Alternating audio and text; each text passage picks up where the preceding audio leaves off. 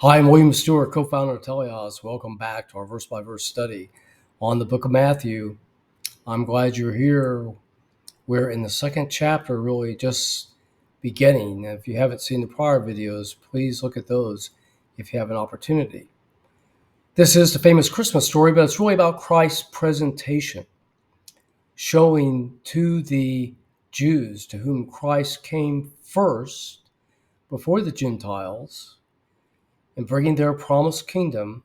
He was showing them, Matthew's showing them early in the book, that he is the promised Messiah by his lineage from David, the fact that he was from Judah, born in Bethlehem. And we'll have another Old Testament quote today. So this is really key, because a lot of people came and claimed to be Messiah, and they weren't.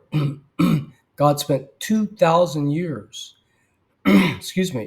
preparing his people to recognize Messiah through prophecy, through the temple, or the worship at the tabernacle and the temple, and other types, so they would know him. And here he is, and he's making that case through his presentation. Well, in verse 9 in chapter 2, let's start. And we're talking about the Magi who have come to worship Christ. And when they heard that the king, otherwise King Herod, they departed, and lo, the star, which they had followed all the way from the east, which they saw in the east, as I just said, I'm being repetitive, went before them till it came and stood over where the young child was. Of course, this is Bethlehem. And when they saw the star, they rejoiced with exceeding joy. And when they had come to the house, they saw the young child with Mary his mother, and fell down and worshipped him. Otherwise, it's that proskuneo worship again that we see from the Old Testament and the Gospels before the times of the church, flat on your face before God. And when they had opened their treasures, they presented him with gifts of gold and frankincense and myrrh. So very rich gifts, actually, and this really could have helped fund Christ's childhood and help raise him. So not often discussed, but I think important. Matthew 12, and being warned of God in a dream. So again, God, before the time of the church, used dreams. Now in the time of the church, he speaks through his son and doesn't speak through dreams. But here, again, before the church, God was speaking in a dream that they should not return to Herod. They departed unto their own country another way. God also spoke in other ways in the Old Testament, direct discourse, appearances, God's word, the prophets, Urim and the Thummim, etc. Okay, verse 13. And when they had departed, otherwise the Magi, behold, the angel of the Lord appeared to Joseph, Christ's father, in a dream, saying, Arise, take the young child and his mother, and flee unto Egypt, and be thou there until I bring thee word, for Herod will seek the young child to destroy him.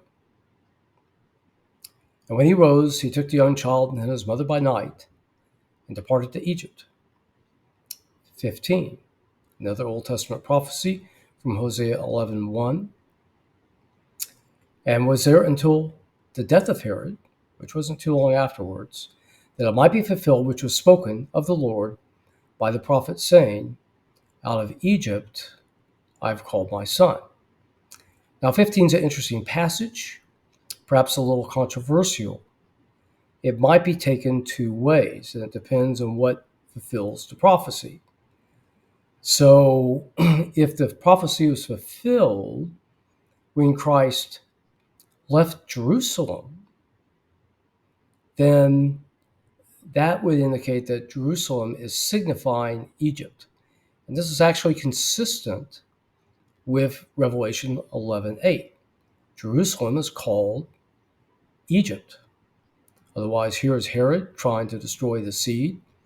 The Pharisees tried to destroy the seed. Christ himself And Christ led his people out of Jerusalem to the Mount of Olives, literally, where he rose up into heaven after his resurrection and established the church. And he was crucified outside of Jerusalem, as signified in Matthew 13. We also go outside the camp, or excuse me, Hebrews 13. So that's one way to look at it. Now, if the prophecy is fulfilled when he left Egypt, because it says that it might be fulfilled which was spoken by the Lord, or excuse me, and he was there until the death of Herod. If that fulfilled it, then it's more direct in the sense that Christ is leaving Egypt, like the Israelites left Egypt, and to redeem his people. As we know from 1 Corinthians 10, that Christ redeemed his people out of Egypt and redeems us. So, but that has a spiritual component as well. Commentators seem to overwhelmingly favor the latter. Walter Kaiser, of whom I got the thought of Jerusalem being Egypt in this case, has mentioned this interpretation, and for good reason, that Jerusalem is Egypt. He was a professor of Old Testament, well known at the Trinity Seminary. You'll have to make up your own mind. But either way, Christ is called out of Egypt, whether it's literal or spiritual, and redeems his people, avoiding being killed, the seed being killed, as Pharaoh tried to do, and as Herod tried to do. I do want to clarify one point. When the Magi visited the Christ child, we don't know exactly where it was. Perhaps soon after birth. They may have returned home. They may have actually been in Bethlehem still. Okay, thank you for joining me today. And we will continue over the Christ and his presentation next time. I hope you will join me then.